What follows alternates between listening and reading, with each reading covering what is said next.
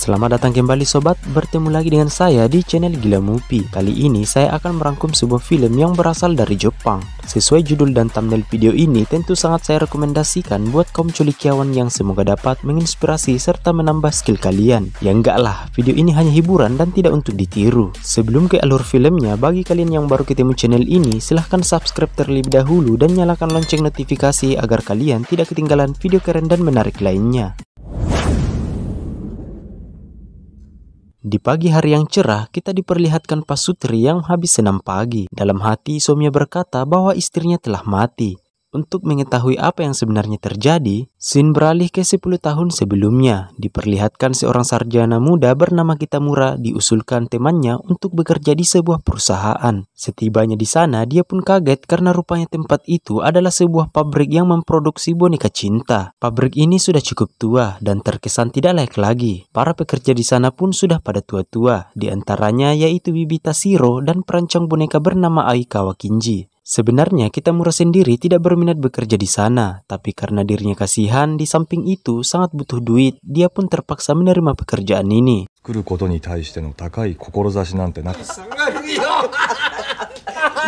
Di bawah bimbingan langsung dari Aikawa, hari demi hari Kitamura lalui untuk belajar cara membuat boneka cinta yang sempurna. Sayangnya, tantangan baru muncul ketika bos mereka rupanya tidak puas dengan boneka rancangan Aikawa dan Kitamura yang menurutnya kurang realistis. Di malam hari di sebuah bar, Aikawa dan Kitamura akhirnya berencana untuk sewa model agar dapat mencetak lekukan gunung kembar yang sesuai dan terlihat real. Agar rencananya dapat berjalan sesuai rencana, mereka pun menyamar sebagai dokter yang bertugas untuk mencetak implan payudara. Singkat cerita, mereka berhasil mendapat seorang model bernama Ozawa Sonoko. Kecantikan Ozawa rupanya membuat Kitamura dan Aikawa jadi gugup. Oleh karena itu, mereka pun melakukan suite untuk menentukan siapa yang bakal menjelajahi gunung kembar milik Ozawa. Pada akhirnya, Kitamura lah yang harus mengemban tugas mulia ini. Dengan perlahan, dia pun melumuri gunung kembar Ozawa beserta lembahnya dengan cairan yang akan mencetak pola lekukan gunung kembar secara sempurna. Namun, Aikawa merasa kalau hanya bentuk lekukan masih kurang paten, di mana mereka juga pengen tahu tekstur dan kelenturannya. Di sini, Pak Aikawa langsung meminta Ozawa agar bersedia gunungnya diremas sama si Kitamura. Ozawa lalu setuju sebab dirinya mengira kalau hal ini adalah untuk kepentingan medis dan senang jika gunungnya dapat bermanfaat untuk orang lain. Dengan gugup, Kitamura akhirnya menyentuh gunung kembarnya Ozawa yang indah.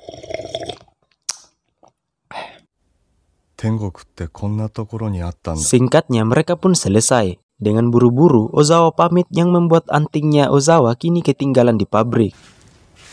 Kitamura pun langsung mengejar Ozawa hingga ke stasiun. Di tempat itu, Kitamura juga langsung mengungkapkan kalau dirinya suka sama Ozawa. Dan tanpa pikir panjang, Ozawa juga langsung menerima cinta Kitamura. Kitamura, Aikawa, dan Ozawa kini sering makan malam bersama. Sedangkan Ozawa sendiri sampai hari ini masih percaya kalau Kitamura ini kerja sebagai tenaga medis. Di sini, Kitamura meminta Aikawa untuk jujur dan menceritakan yang sebenarnya. Namun, entah kenapa tiba-tiba Aikawa merasa kurang nyaman dan mengurungkan niat untuk jujur pada Ozawa. Singkatnya, hasil cetakan gunung kembar Ozawa rupanya dapat memuaskan hati bos. Dan dalam waktu singkat, boneka cinta ini laku keras dan jadi favorit di kalangan pria jomblo, kesepian, dan culikiawan di Jepang.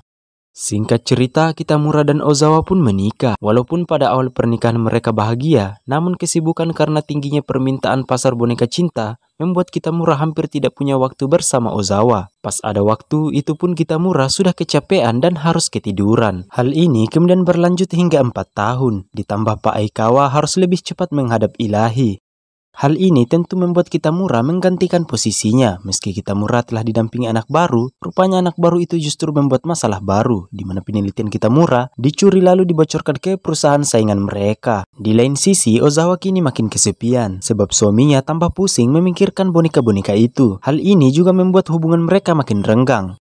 Di sini, bukannya memperbaiki hubungan dengan Ozawa, si Kitamura justru sering menghabiskan waktu dengan perempuan yang dia temui di sebuah arena bermain. Saat Kitamura pulang, dirinya tidak menemukan Ozawa, melainkan hanya secari kertas yang bertuliskan kalau dia menjenguk kedua orang tuanya. Tiba-tiba, Ozawa ini pulang digandeng pria lain dalam keadaan mabuk.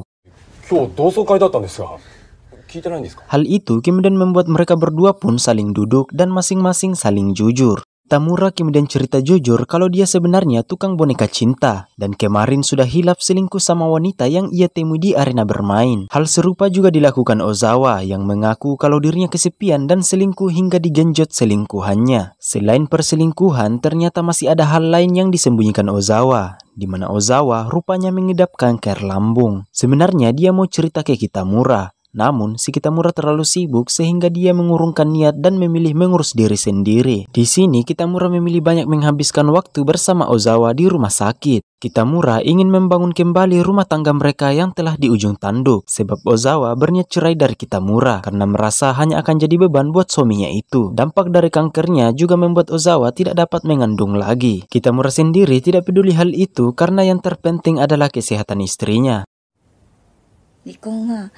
Singkat cerita, Ozawa terlihat sudah sehat dan pergi jalan-jalan bersama Kitamura. Sayangnya, hidup dan mati di tangan Tuhan. Setelah itu, penyakit Ozawa kini semakin hari justru semakin parah, seolah-olah hidup Ozawa tidak lama lagi. Menyadari hidupnya sudah tidak lama lagi, Ozawa pun ingin dirinya bisa abadi, agar dapat dinikmati Kitamura meski nanti dia sudah tiada. Pada akhirnya, untuk menuruti permintaan terakhir istrinya tercinta, Kitamura lalu memulai mengeksplorasi setiap bagian tubuh istrinya.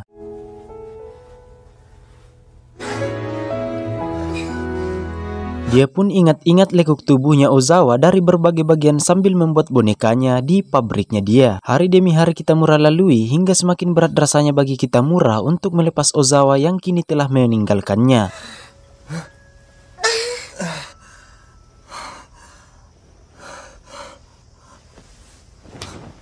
Singkatnya, dengan rasa cinta tulus Kitamura pada Ozawa, akhirnya dia dapat menyelesaikan boneka cinta yang terinspirasi dari istrinya sendiri. Semuanya dibuat semirip mungkin seperti aslinya, mulai dari wajah, rambut, dan bibir. Namun yang namanya boneka mau dibuat sedetail dan semirip apapun, tidak akan pernah sesempurna aslinya.